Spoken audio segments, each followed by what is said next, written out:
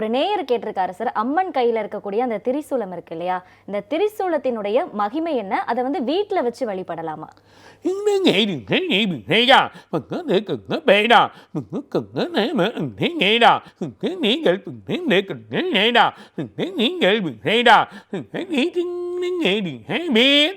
சூலம் முக்காலத்தை தெரிஞ்சிக்கூடிய நிலைமை. சூலம் சூட்சமோ காரண தேகம்.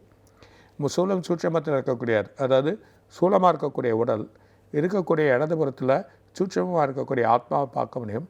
ஆத்மாவும் சூலமும் இணையிறப்போ இருக்கக்கூடிய சக்தி, அதாவது இருக்கக்கூடிய காரண தேகமாக இருக்கக்கூடிய ஒரு தெய்வத்தை பார்க்கக்கூடிய நிலைமை தான் இந்த சூலம் அமைக்கப்பட்டது. அதனால தான் சக்தியோட இடத்துல நமக்கு வந்து சூலத்தை கொடுத்துருக்காங்க. அதாவது சக்தி சிவம் இல்லையே சக்தி இல்லையே அப்படின்னு சொல்லக்கூடிய நிலைமை இருக்கும். அது காரணம் என்னென்னா, காற்றை கண்ணால் பார்க்க முடியாது, ஆனால் அந்த காற்றுல கலந்து இருக்கக்கூடிய உணவாக இருக்கக்கூடியதான் நமக்கு உடலில் சக்தியாக இருக்குது.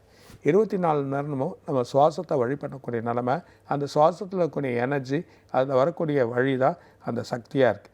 அந்த காற்று சிவமாக இருக்குது. ஸோ ரெண்டுமே பிரியக்கூடிய ஒரு நிலைமையாக இல்லை. அந்த சூழ்நிலையாக இருக்கக்கூடியது தான் இந்த சூலம். இந்த சூலத்தோட மகிமை உலகத்தை வந்து வழி நடத்தக்கூடியது, உலகத்தை செயல் பண்ணது, ஒழுங்குமுறையாக பண்ணக்கூடிய நிலைமை சக்தி தேகமாக வச்சுருக்கா.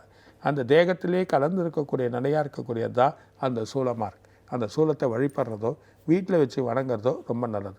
எல்லாமே ஒரு சூல வடிவமாக தான் அமையும், ஒரு சூல செயலாக தான் அமையும். அதனால்தான் உடலே வந்து சூலமாக அமைக்கப்பட்டிருக்கு, சூலமான செயலாகவே அமைக்கப்பட்டிருக்கு. அது இல்லாமல் மூணுமே ஒரே நேர்கோட்டு ஒரு பார்வையாக அமைக்கப்பட்டிருக்கு. அதனால்தான் எல்லாமே முக்கோண வடிவமாக அமைக்கக்கூடிய ஒரு நிலைமை இருக்கும். எல்லாத்திலும் சக்கரத்திலுமே அந்த முக்கோண வடிவமாக அமைக்கக்கூடியது அந்த பிந்து. அந்த பிந்தா அமைக்கக்கூடிய நிலையாக இருக்கக்கூடியது தான் இந்த சூழ்நிலையாக அமைக்கப்பட்டிருக்கு. இதுதான் அம்பாள், இதுதான் சக்தி. சக்தி அதில் தான் அமைஞ்சிருக்குன்றதை சொல்கிறார்.